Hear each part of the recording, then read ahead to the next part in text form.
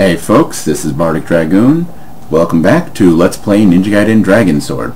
So when we last left off, we fell down a hole at the bottom of hell, it's a bottomless pit seemingly, after fighting a giant pile of skulls when a greater fiend, Nishea, attempted to use her sister, I forget her name now suddenly, but tried to resurrect her using the Dark Dragon Stones to make her even more powerful so she could destroy all the humans.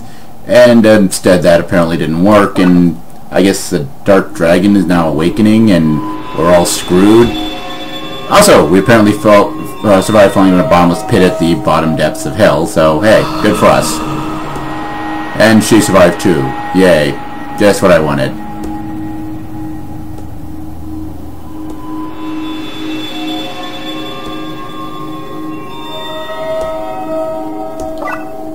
So yeah, now we have to fight Nishea.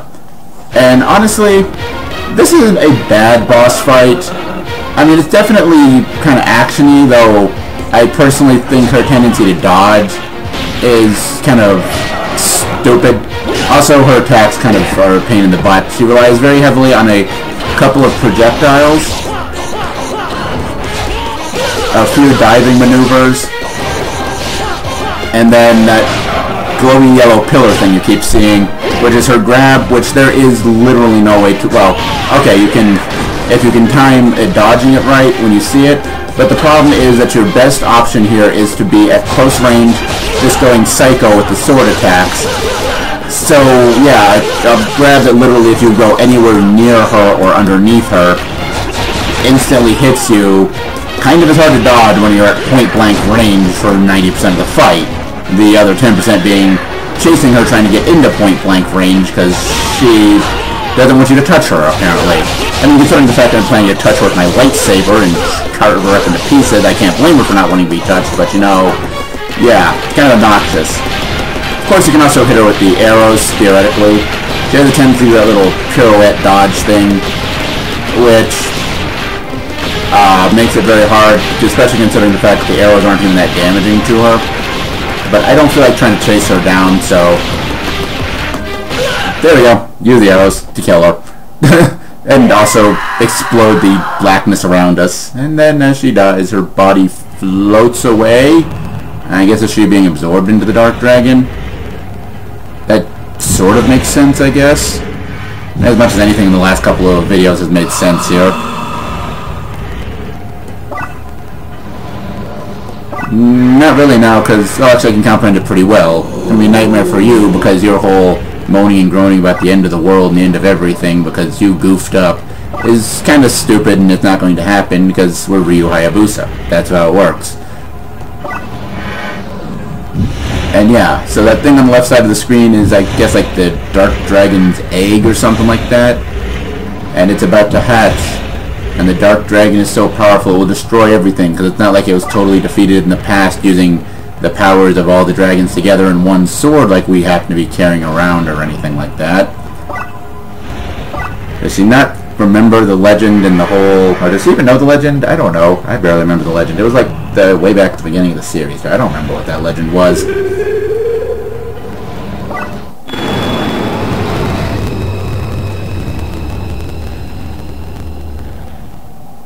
And cue the final boss with rather appropriately dramatic music. Well, for the tone of the battle. The actual nature of the battle is really stupid for a final boss fight. Literally, I mean, I guess it's not a bad interpretation of testing your mechanical prowess in this particular game, but arguably that just kind of, if you think of it that way, kind of just showcases that the mechanics of this game really aren't all there. As pretty much what we do is what you've been seeing here. Stage 1, we shoot it with arrows. Stage 2, when it falls to the ground, we come up here and slash it like crazy, while avoiding the attacks like that, assuming I can figure out how the hell to avoid them. This is not going well so far. You know what? If I lose here, I'm not going to this is actually like the 4th attempt to record this in a single sitting here. because for some reason I've just been terrible at dodging these attacks from this thing. I mean, this is, as it is, multiple times trying to record this anyway, because I keep having issues with the audio freaking out on me. I've actually beaten this fight a couple of times, and really, it's just not that interesting or good of a fight. You pretty much spend your entire time, or the vast majority of your time, at long range, just spamming projectiles at something that you can barely see on the screen, waiting to do enough damage. Oh, hey, there we go. Until you can get into close range and start wailing on it. Ow. And yeah, like I said, it arguably could be considered a good, like, kind of final test of your prowess to game mechanics, because it pretty much tests all of your things here. I mean, what have we spent most of the last couple of videos doing? Shooting things with arrows and going psycho with offensive attacks. Well, guess what we have to do for the final boss fight pretty much exclusively. But in a way that kind of just showcases that the mechanics really don't have a lot to them here. Which is kind of sad for a Ninja Gaiden game, I guess, as the mechanics, I mean, I feel like the Ninja Gaiden games are more known for their difficulty than their depth of mechanics, but they're hardly shallow games. Fuck your shit. I'm not even stopping this recording. We're gonna keep going here. Mostly because I'm just sick and tired of the fight with Nishea, which has some good elements, but is mostly annoying because she just keeps dodging everything. And this one, because I can't seem to get the timing on dodging those stupid grounded attacks right. And those things, I mean, it's appropriate, it's the final boss, those things hurt like crazy. Now maybe it's just the fact that I'm too close to the thing, so its attacks kind of hit too much space for me to really effectively dodge from being that close. I don't know. But yeah, as I said, this final boss fight is not really the strongest element of the game.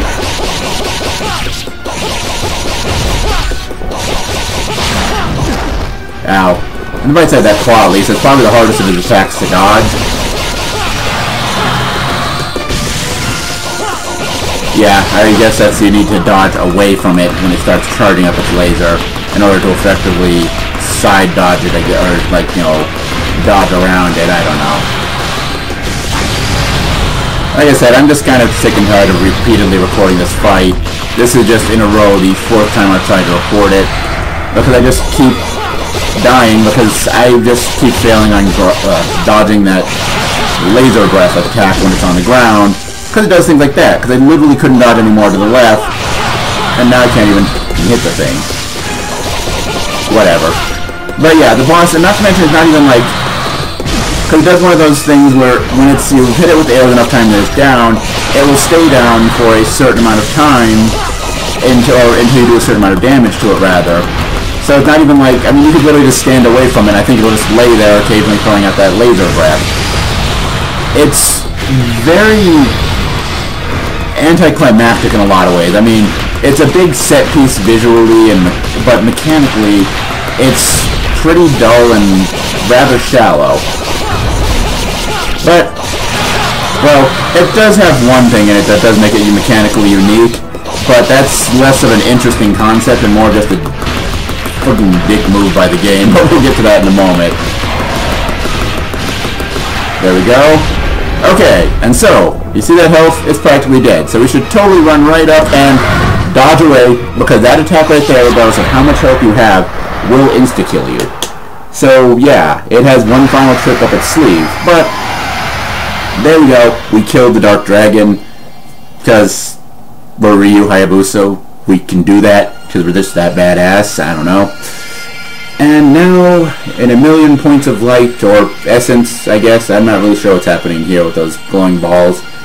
I mean, in the game engine, they look like essence, but here they look shinier than essence, more like kind of just radiant light. Oh, also, apparently Momiji wasn't dead. Go figure. The magical shine made in transformation and providing us with the dragon jewel apparently didn't kill her. I would have figured it did, but, yeah, what do I know?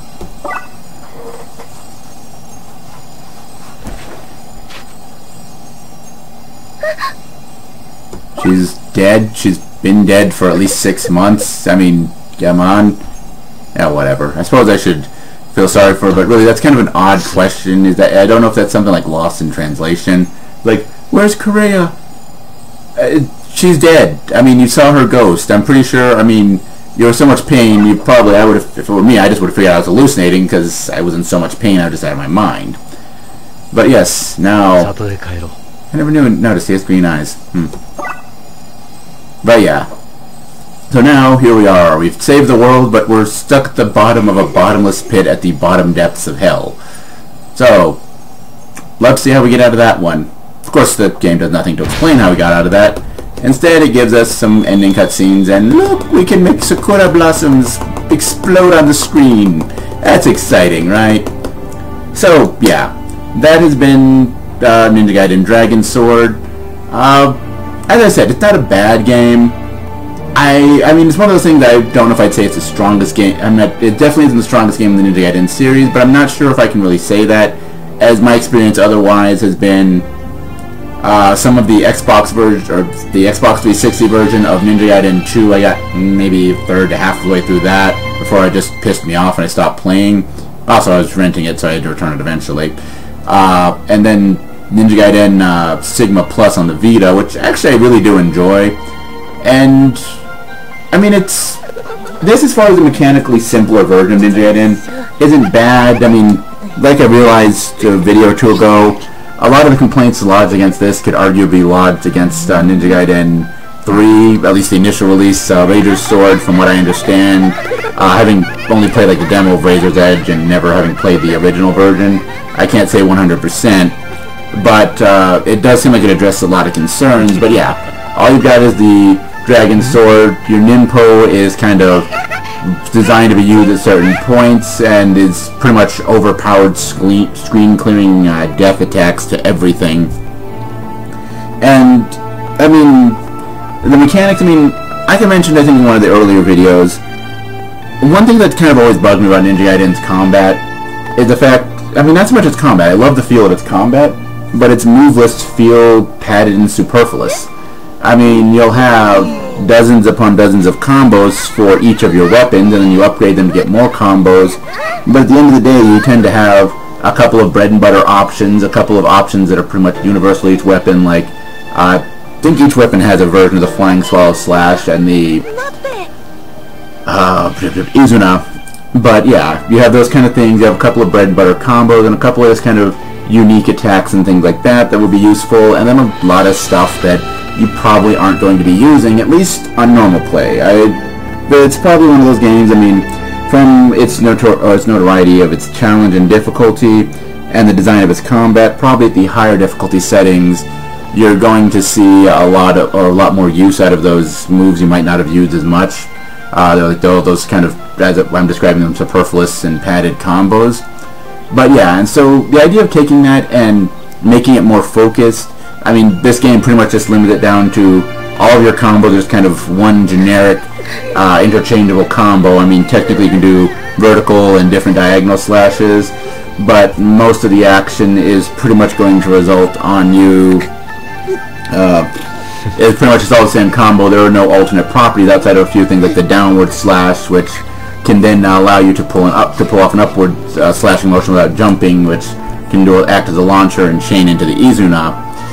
But pretty much there's not a lot of options on the combo, so you pretty much just have kind of generic, broad-speaking combos. Your Izuna, your Flying Swallow Slash, and then eventually this one, the Flock of Swallows, which I don't think there's anything comparable in the full console releases, and there might be a good reason for that, as, I mean, it arguably isn't necessarily the easiest thing to control in this game. The controls are far more friendly to an idea like that than I think they would be in the full console releases. Though I could be wrong, I don't know. But yeah, I do like the idea of it kind of stripping down a lot of the, to me, superfluous ideas in the combat of Ninja Gaiden, but I think it goes too far and oversimplifies things to the point that the game, by the end of it, I mean, even Ninja Gaiden, I mean, if they did like Ninja Gaiden where you keep getting new weapons throughout the game, with each one kind of having slightly different speeds, or, you know, but this one hitting a wider area or something like that, it could have kept this game a lot more interesting, but it chooses not to, and I think it feels weaker for that. As stripping down the combo system into what we've got here, and into something, you know, each weapon, and then each weapon having something kind of like you know, a unique, like, you know, the Dragon Sword might have Izuna and Flying Solid Slash, and then, I don't know, let's say, for example, the Lunar might have a way that you can do draw a circle to, like, just kind of clear away all the enemies around you, doing different things like that. I think this could have been a lot better of a game. As it stands, it's not a bad game. It's not one that I really believe, I mean, the normal Ninja Gaiden games or something like Devil May Cry, where I had no problem just jumping into the idea of, okay, I beat it, you know, put a little bit of time between you and your initial playthrough, and then jump back for a higher difficulty setting. I don't think I would be doing this with this. I mean, well, technically I did actually, back when I originally played this, I did beat the game and then play through it on Head Ninja, which, I mean, similar to the, you know, kind of way that Ninja Gaiden, actually a lot of these games do difficulty settings. Enemies are more powerful, and the enemy formations are remixed and changed up. And it's not bad. I mean, it is one of those things, like I said, the mechanical depth, or lack thereof of mechanical depth for this game does somewhat limit its ability to get anything useful out of those higher challenges, but, whatever. And finish strong. Gotta have Master Ninja for that last mission ranking, right? But yeah, it's just one of those things, and yeah, we unlocked Head Ninja difficulty. One thing we didn't unlock here is there's another difficulty setting. I think I mentioned it a couple of times in other videos, Master Kunoichi, where basically you play through the game as Momiji. I think they actually call the character a different name, something like Rin or something like that, but it's basically Momiji as you play her in that first mission. I think there's like a slight graphical change to her, but that's it. But yeah, the other thing that we've done by beating the game, we've unlocked Muramas's prizes, which basically allows us to use the wooden amulets we've been gathering in order to unlock different things. The blue ones are different kind of diaries from NPCs to kind of help flesh out the story. The green ones are the different cutscenes in the game, and the red ones are character profiles. And as you collect each of the wooden amulets, which each wooden amulet has a certain location, pretty much there's one in each of the levels of the game, plus there's each of those challenge rooms, and each one of those has a wooden amulet. And then once you have all of the wooden amulets in one difficulty setting, because you actually have to beat it on all 4 of the difficulty settings to get all of the wooden amulets. So yeah, that's fun or something. And yeah, like I said, it's one of those things, that and the fact that also Nintendo Wi-Fi connection doesn't exist anymore, so it's not the case anymore. But the game does also have, similar to the full console releases, you can do like a overall score kind of thing, and like, you know, there's an online leaderboard. As with most of the things on the DS online, the online had lots of people hacking it, and like there were pretty much, to actually show your something on the online leaderboard, you'd have to actually you'd actually have to like do on Head Ninja or Master Ninja or something. As on normal mode, pretty much everyone was just hacking like the top couple hundred entries, whereas people had the maximum number of karma. But it was actually when you started getting to Head Ninja and things like that, the people actually had to work to unlock. You started getting the options where you actually had real reflections of what people's scores were. But yeah, as I said, Nintendo Wi-Fi connection doesn't exist, so you can't do that anymore. But yeah, that has been Ninja Gaiden Dragon Sword. As I said, not a bad game, maybe not the best in the series, or definitely not the best of its genre, but it's an interesting experiment that I don't think fully fails, but definitely leaves room for improvement. Tune in next time where we'll be playing something different, and until then, as always, later folks.